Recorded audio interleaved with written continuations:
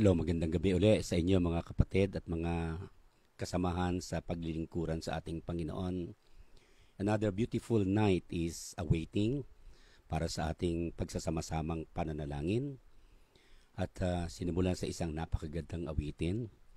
Ako'y naniniwala that ang gusto ng Panginoon sa bawat isa sa atin ay maging mapanalanginin. Hindi gusto ng Panginoon na ang sino man na mananampalataya ay basta umasa na lang, basta na lang darating ang mga biyaya. God wants each one of us na kung may problema o mga may pagsubok, tayo ay dapat lumapit sa Kanya. In fact, He is not just encouraging, He is commanding. In fact, sabi niya, call unto me, and I will answer thee, and I will show thee great and mighty things that you knew not. So, ganun kaganda ang pangako ng ating Panginoon. So, tonight, mag-aaral muli tayo ng kanyang salita. I hope that it will inspire you and me again para lalo tayong maging matatag sa ating paglilingkuran sa ating Panginoon. Nakaranas na ba kayo ng matinding pagsubok?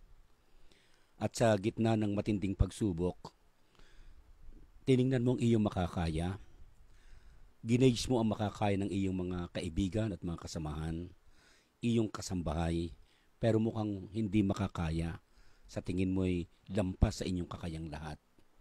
And then, napag-isip-isip mo na, yun nga pala, may Diyos nga pala na pwedeng lapitan. Subalit, pagdating sa Panginoon, parang natatagalan. Parang walang pag-asa. Anong gagawin mo sa oras na ganon? Tonight, ito ang ating pag-aaralan. May kaugnayan dito. And I would like to encourage you to open your Bibles sa chapter 8 of the book of Luke. I'll be reading from verses 41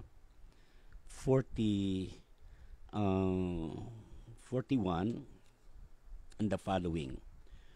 Dumating naman ang isang lalaki na nagngangalang Jairo, tagapamahala ng sinagoga.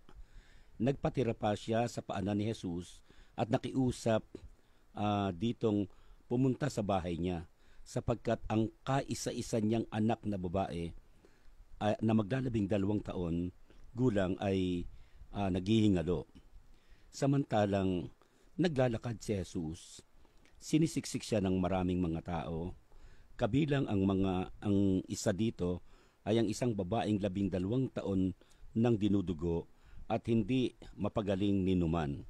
Naubos na ang lahat sa kapapagamot ng kanyang kabuhayan. Lumapit siya sa likuran ni Jesus at hinipo sa palawit ng kanyang damit at pagdakay tumigil ang kanyang pagdurugo. Nagtanong ngayon si Jesus, sino ang humipo sa akin? Nang walang umamin, sinabi ni Pedro, Guro, naliligid po kayo at sinisiksik ng maraming mga tao. Ngunit sinabi ni Jesus, may humipo sa akin. Naramdaman kong may bisang lumabas sa akin. Nang malaman ng babae na hindi pala nalilingid sa kanyang ginawa, siya'y nanginginig na lumapit at nagpatira pa sa paanan ni Jesus. Pagkatapos ay sinabi niya sa lahat ng naroon kung bakit niya hinipo si Jesus at kung paanong siya ay gumaling kaagad. At sinabi sa kanya ni Jesus, Anak, pinagaling ka na ng iyong pananalig sa akin.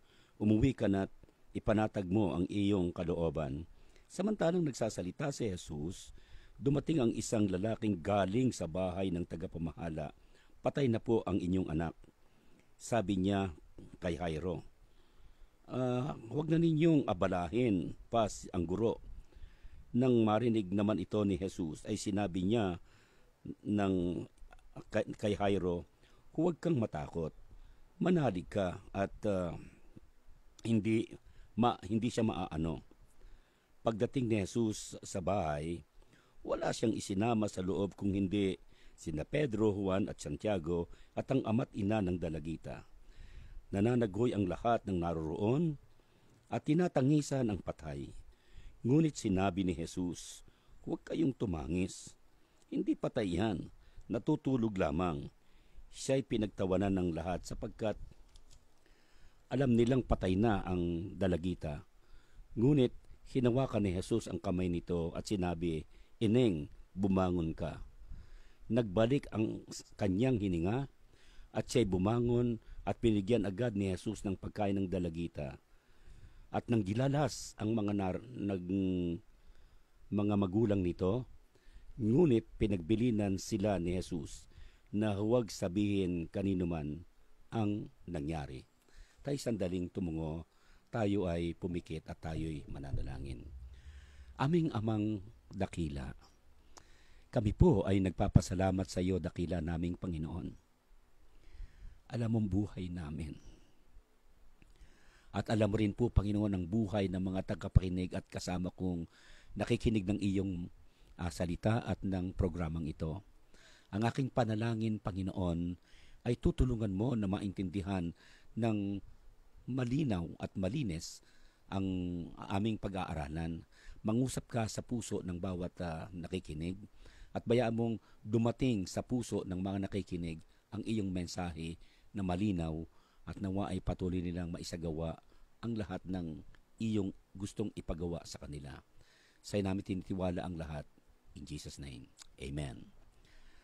Ngayong gabi, ang mensahe ay nais kong pamagatan natin na the unfailing faith in Christ. Unfailing faith in Christ. Ito'y sitwasyon na kung saan makikita natin na kasi kalimitan ang tawag nga natin, maraming mga tao kasing magsisimulang maging manampalataya tapos bigla na lang titigil. Ang Pilipino kasi kilala sa pagiging ningas-kugon. And sometimes, you would notice na mayroong biglang ansipag-sipag umattend sa church. Tapos bigla na lang mawawala. Yung iba naman, laging umaattend sa prayer meeting. Tapos bigla na lang mawawala. Hindi sila consistent. Pero ang gustong ituro ng bahaging ito ng kasulatan ay huwag tayo manghihinawa sa ating pananampalataya kung tayo ay mayroong hinihingi sa ating Panginoon. At ating pag-uusapan, isa-isa ang bagay na to. Okay, unahin natin yung the disturbing message. Ano yung nakaka-disturb na message na dumating kay Jesucristo? Doon sa talata nating binasa, dumating kay Jesucristo yung the desperate request. Yung si Jairus kasi is ruler na sinasabi diyan ng synagogue or sinagoga at pumunta siya sa ating Panginoon Kristo at alam natin pa ikaw ay man ng sinagoga, he is a man of power, he is a man of position, he is a man of prominence, and besides being religious man, he practiced Jewish faith that he would have been siguro masasabi natin at di natin maikakailan na siya wealthy. At yung nagbago ang kanyang buhay nang yung kanyang 12 taong gulang na babae na anak, na kaisa-isa ang ginamit yan, kaisa-isa ay desperately ill. Ang sabi nga is mamamatay na. Ang ginamit sa Biblia ay naghihingalo na. The father fell at the feet of Jesus Christ, pleading for him to come to his house. At yung Jewish ruler actually, he humbled himself to Jesus Christ. Alam naman natin na si Jesucristo sa kaisipan ng iba ay hindi naman talaga leader, kung hindi sa kaisipan lalo ng mga kaisipan ng mga Hudyo, is just isang parang ordinaryo lang tao. So he realized that yung kanyang daughter was out of his hands. May pagkakataon na kahit mayaman ka, kahit may position ka, kahit mapera ka, kahit malakas ka, at kahit kinikilala ka, may mga panahon na hindi kaya ng iyong power yung mangyayari sa buhay mo, kagaya nito patungkol sa kanyang anak. So, he realized the health of his daughter was out of his hand. And he needed divine help. And si Jairus ay nakapakinig, of course, sa mga tao patungkol kay Jesus, kaya lumapit sa kanya. At naniniwala ako na ito ay hindi niya i-delegate. Kahit siya mayaman, siya mismo. Ibig sabihin, malapit sa kanya ang kanyang anak. At yun hindi lang talaga kaisa-isa, kundi mantakin mo naman kaisa-isang anak pagkatapos ay naghihingalo. Sino ba naman ang magulang na matitiis yun? So hindi niya pwedeng i-delegate. Lumapit siya sa ating Panginoong Kristo. This is the desperate request. Yung paglapit sa ating Panginoong Kristo, yung kanyang anak is, ang tawag nga niya ay naghihingalo. But, nung sumasama na ang Panginoong Kristo at willing na siyang sumama along the way, the delayed, there was delay. There was this delay. At yung delay na to ay nangyari na may isa ring 12 taong babae na dinudugo at they are gathering sa harapan ng ating Panginoong Kristo at halos hindi makadaan. Pero itong babaeng ito na makarinig patungkol kay Hesus Kristo, lumapit at nakipagsiksikan sa mga tao at dahil sa kanyang pananampalataya, sa kanyang paniniwala na makalapit lang siya at mahipo lang niya yung hem, yung laylayan ng damit ng ating Panginoong Kristo, siya gagaling. And true enough, nagkaroon ng delay dahil nagkaroon ng pag-uusap ang Panginoong Kristo at tinanong niya, sino ang humipo sa akin? At nagkaroon pa nga ng parang usapan. Sabi ni Pedro, dami-dami mga taong nakatabi mo at nakakapaligid ang mga tao sa iyo, bakit magtatanong ka kung sino ang lumapit? Pero alam ng Panginoon, ang ginamit niya, meron siyang naramdamang kapangyarihang lumabas sa kanya. Alam ng Panginoong Kristo kung mayroong taong lumalapit sa kanya na mayroong malalim na ugnayan sa kanya at mayroong power na nare-release sa kanya because yung faith niya ay umuugma sa gusto ng Panginoon. At nang walang umamin at sinabing ng Panginoon na mayroon, napilitan na siya. So, ito ay nag-cause ng delay. Naghihingalo na, pero nagkaroon pa ng delay. Do you feel sometimes na parang okay na yung buhay mo tapos bigla na lang nagkaroon ng delay? How do you feel kung mayroong delay na dumating sa buhay nyo? Hindi ka ba magagalit? At dahil do sa delay na yon, lumapit sa Panginoon Kristo, yung isa sa kanyang, yung sa Jairus, na kausap, of course, ang Panginoon Kristo, hinihintay niya ang Panginoon Kristo, at ang sinabi sa kanya, ang balita, there is that dreadful news na sinabi na yung kanyang anak ay patay na. At ang sinabi niya, don't bother Jesus anymore. So while Jesus was speaking to the woman na kanyang pinagaling, talagang lumapit at sinabing, patay na yung anak niyo. If you were the father of that person, pagkatapos na-delay ng maikli, kaya mo bang sisihin yung Panginoong Kristo? Bakit kinailangan na ako ang nauna? Alam mo, sa pagdating sa nauna, marami nag-aaway dyan. Sa pagpaparada, kaya nagkakaroon ng banggaan dahil nauna, ayaw nila kasing mahuli. Pero alam nyo, sa Panginoon kasi, there is no such thing as delay. Kasi para sa ating Panginoon Kristo, lahat ng kanyang ginagawa ay naaayon sa kanyang kagustuhan. So it may have been delayed in accordance to the timeline ng tao. Pero sa Panginoon, it is not. So, mabigat yung sinabi na thy daughter is dead. At ang sabi niya, trouble not the master. Huwag mo nang abalahin. The messenger of death ay hindi malang nagbigay ng comfort. Talagang naging, anong tawag dito, bulgar na yung sinabi niya. At napakasakit sa isang tao yung malaman mong kaya ka nga nag-abala, kaya ka nga umalis, kaya mo isinama ang Panginoon ay para matugunan ng Panginoon Kristo yung pangangailangan ng anak mo.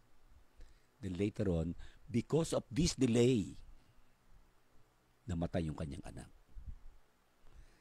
Doon naman natapos? Hindi ho. Let's go to the divine response. So nakita natin una sa lahat yung disturbing message.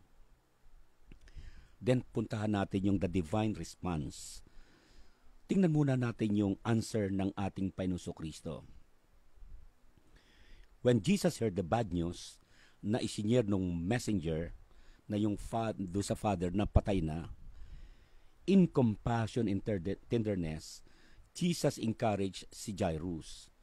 And the Lord gave Jairus hope. Binigyan niya ng pag-asa. At binigyan niya ng 3 napakakahalagang salita na nakapagtigaw sa kanyang kani-kanina lamang at marahil ngayon lang sa kanyang puso ay talagang nakapagbibigay ng panlalambot. Una, ang sabi ng Panginoon, stop fearing. Ibig sabihin kasi, nung aking tinitingnan yung salitang do not fear, ang ibig sabihin ito, nagsimula ng matakot. Ibig sabihin, natatakot na yung tatay. Sino bang hindi? Mawala ba naman yung 12 taong anak na kaisa-isang anak mo? So, hindi ko alam. Kung tatanungin ko kayong mga tatay, how do you feel if your 12 years old daughter died? Tapos inilapit mo sa ating Panginoon Kristo. At ang sabi ng Panginoon, stop fearing. Huwag kang matakot. We can understand the fear of the father from the human standpoint, And we need to consider the command to stop fearing from the divine side. Jesus was in control because He is God. Pag hindi mo kilala ang Panginoon, surely tuloy ang iyong pagkatakot. And He has power over sickness and over even death itself. He also knew exactly what He is doing. Walang bagay na hindi niya alam. So, hindi ko alam kung paano binanggit ng Panginoon yung salitang stop fearing.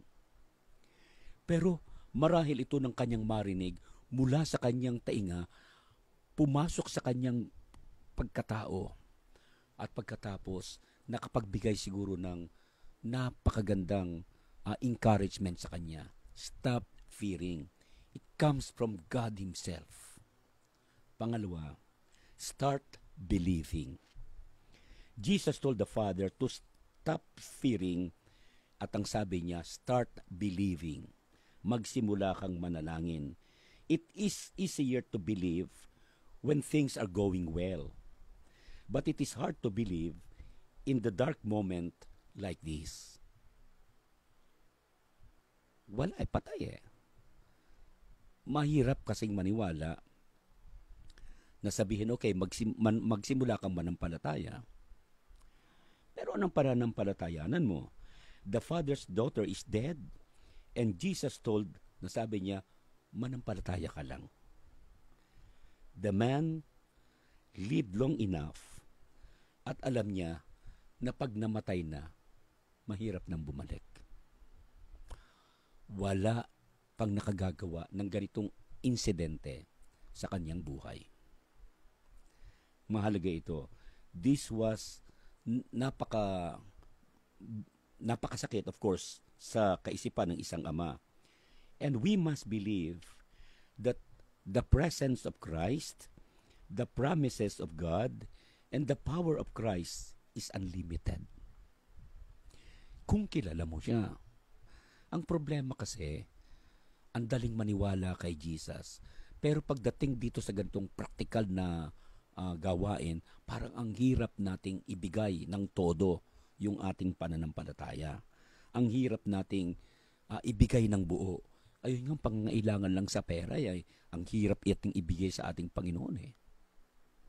Yun yung pambili lang pagkamisa ng mantika, ang hirap ipagkatiwala sa Panginoon. Pagkamisan, mas madali pa ngang magtiwala sa maitutulong ng Bombay kaysa sa Panginoon. Pero dito, ang sabi ng Panginoon, start believing. Manampalataya ka lang. Simulan mong manampalataya lang. Siguro, kaya binanggit niya yun, ay paano ka pa mananampalataya nun kung wala na yung anak mo? Sinong pananampalatayanan mo pa? Kasama mo mismo yung magpapagaling, ay nangyari pa din. So, parang ang hirap manghawakan. Pangtatlo, ay sinabi niya na stay hoping, manatili kang umasa. Jesus gave Jairus hope as well as a promise that the little girl would be made whole. Babalik siya. Gagaling siya. Ang sarap marinig yan kung galing sa ating Panginoon. Kung galing sa isang politiko yan, napakahirap. Pero kung galing sa Panginoon, ang sarap. Are you in the midst of hopelessness right now? Do you feel yung iyong trabaho ay parang wala ng direksyon? Do you feel na yung business mo parang walang pag-asa na? Do you feel na yung anak mo na nalulung sa droga wala ng pag-asa? Do you feel na yung buhay ninyo ay wala ng pag-unlad? Huwag kayong magtiwala sa pakiramdam. Magtiwala kayo sa Panginoon if you are a believer of Christ. Sayang naman, mananampalataya ka rin lang, ay dapat naman sana, lubos-lubusin mo na. Natatandaan ko yung sinabi ng nanay ko, pag daw ikaw ay inaanyayahan na makikain sa bahay ng iba, sabi niya kung gusto mong makikain, kumain ka na ng gusto. Itodo mo na. Kasi kumain ka ng marami at kumain ka ng kaunti, nakikain ka rin. Kung mananampalataya ka, buuin mo na. Huwag yung unti-unti lang. Buuin mo. Isagad mo na yung iyong pananampalataya. Huwag kang magkaroon ng parang natitirang alanganin sa iyong puso. O dili naman kaya parang medyo parang may pagdududa pa. If you believe that God is the owner of the universe, the creator of the universe, that Jesus Christ died for your sin, and that Jesus Christ came to die for you because He loved you, could He not give you what you need right now? Tatlo yung sinabi niya. Stop fearing, start believing, and stay hoping. Manatili na ang pag-asa ay buhay. Alam nyo, pag ang pag-asa na ang nawala, anong matitira pa sa atin? At ako'y naniniwalang habang may Diyos, dapat merong pag-asa. So ang ginawa ng Panginoon, pumunta pa rin siya. Jesus arrives. And when Jesus arrived at the home of Jairus, dahil doon sa pangako niya, tumuloy pa rin siya. At marami ng mga tao na nagagather doon sa bahay ni Jairus. At alam niyo, sa kanila, pag kami namatay, meron ng tinatawag tayong upahan o bayarang mga ang tawag namin ay miserable comforter. O di kaya ay mga nag-iiyak. Sila yung mga mananangis. At yung iba talaga ay medyo parang nakikimorn, nakikiluksa. At nang siya dumating doon, at hindi siya natakot sa balita na namatay na, he arrived, dumating siya. Tandaan nyo, even if the problem seemingly ay malala na at wala ng pag-asa, darating at darating pa rin ang Panginoon. Kaya huwag kang mawawalan ng pag-asa. Let's go to the third one. The decisive action of Christ. Ano yung decisive action of Jesus Christ? Una, He commanded the mourners to stop. Tumigil kayo. The paid mourners gathered at the home of Jairus and his wife ay naroon. They were convinced that the maiden o yung bata is dead already. And the Lord told the mourners to stop weeping. Dahil yung bata hindi patay. Alam nyo, it is one thing to see na at madama na yung bata ay patay na at hindi na kumikilos. And it is another thing na sabihin ng Diyos na hindi siya patay. Pero mas madaling maniwala to sa mga bagay na nakikita. At ang tao ngayon, pag pamimiliin, pera o kahon, siyempre kalimitan, pera na yun ba eh. Pero sa Panginoon, huwag, itigil nyo na yung inyong pakikisimpatya at yung inyong mourning. Kasi, by doing so, pinipilit nilang ilagay sa utak ng mga tao that the girl is indeed dead. Patay na talaga siya. So their mourning turned into laughter and ridicule. Tinawanan nila ang Panginoon sa Kristo. Sapagkat ang mga tao, tumitingin sila sa obserbasyon. Tumitingin sila sa nakikita. In fact, pagkamisan nga, pag tayo nananalangin, parang yung iba nga pinagtatawanan tayo because wala nga naman silang nakikita, nakaharap tayo. Pero you know what? Hindi naman doon sa nakikita tayo tumitingin doon sa Diyos na nakakaalam ng ating puso. Yun ang nagbibigay lakas loob sa atin. So he commanded the mourners to stop. Second, he chose his companions. Pumili siya ng kanyang kasama pagpasok sa bahay. Matapos patigilin, he dismissed the multitudes and he had gathered and allowed only Peter, si James and John, at saka yung mother and father nung patay. Yun ang kasama lang niya. Pinili niya. Kasi yung karamihan doon, hindi naniniwala.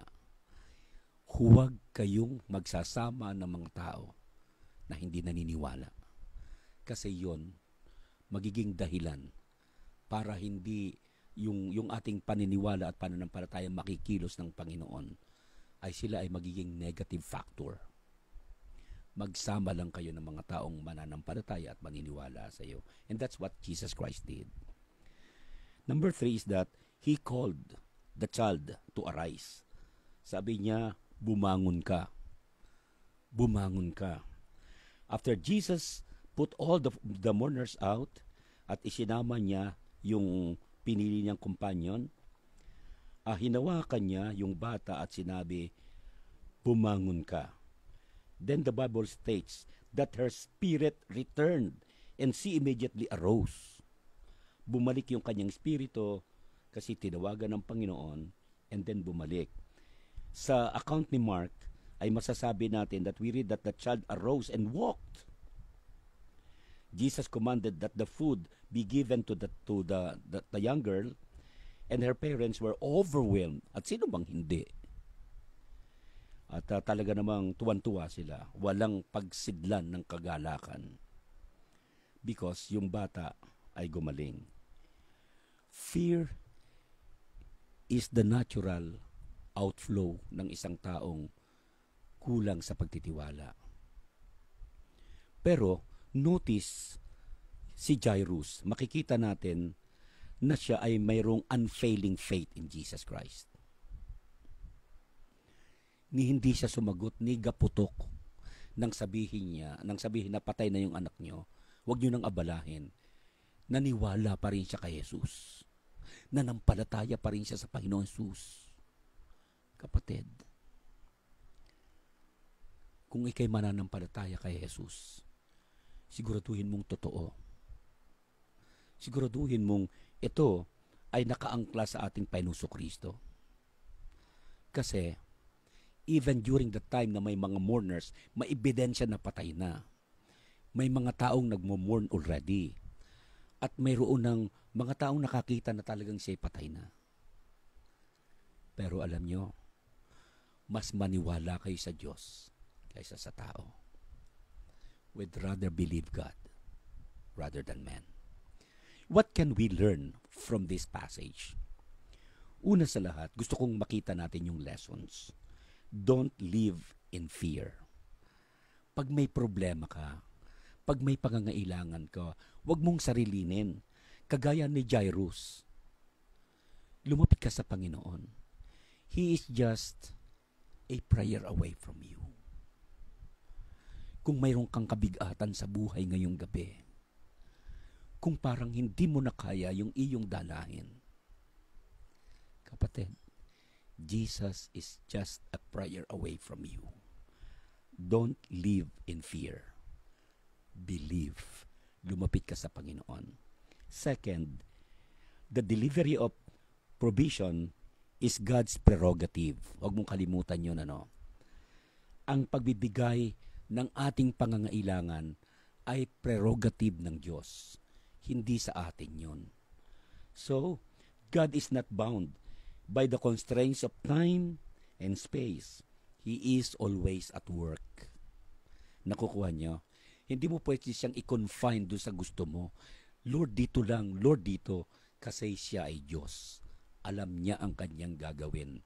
Kung may mga delay, kung may mga problema, kung something kabila ng lahat ng iyong panalangin, something must not be turning into what you seem right, manampalataya ka pa rin. Don't fail your faith because God is our unfailing God. Number 3, remember this, delays of the Lord does not necessarily mean denial. Kung siya man ay na-delay, ayon sa iyong pananaw, the delays of life can challenge our faith. At lalo pa tayong mangunyapit sa Kanya. Yes, may narinig siyang patay na yung kanyang anak dahil nagbigay siya ng panahon doon sa isang babaeng nangangailangan. Tandaan nyo, hindi lang tayo anak ng Diyos. Meron ding anak ang Diyos na nangangailangan ng tulong. At ikagalak mo na rin kung ang ating Panginoon ay nagamit para sa ibang mga tao. The delays of the Lord does not necessarily mean denial. Umasa ka dahil ang pangako ng Diyos ay palaging totoo.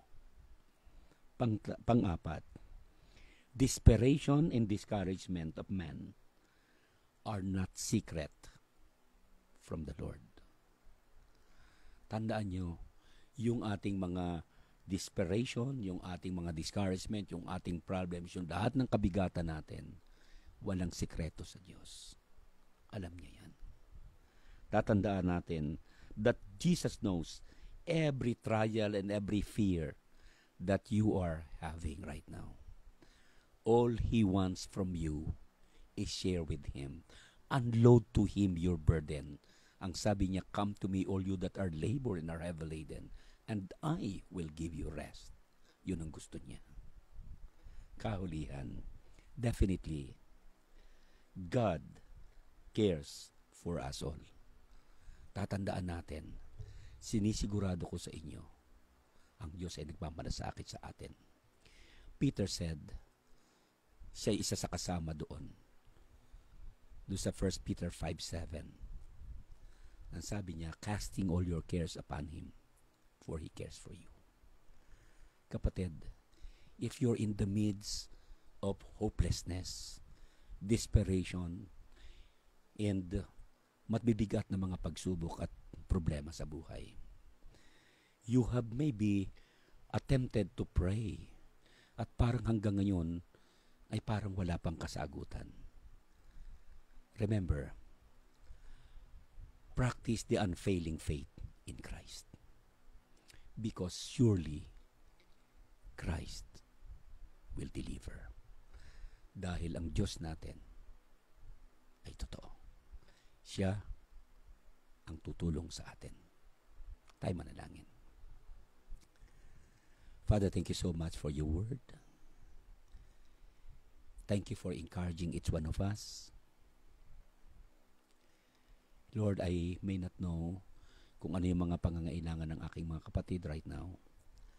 But please, sa mag-ita ng mensaheng ito, abutin mo ang kanilang puso, hipuin mo ang kanilang buhay.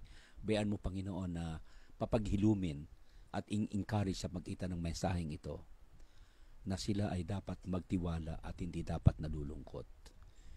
Hindi sila dapat natatakot. Hindi Hindi sila dapat nawalan ng pag-asa dahil ikaw ay Diyos na makapangyarihan. I-bless mo, Panginoon, kami at pagpalaan mo, Panginoon, ang aming nalalabang oras ng aming pagsasama-sama sa pulong panalangin na ito. We are asking all these things in Jesus' name. Amen and amen.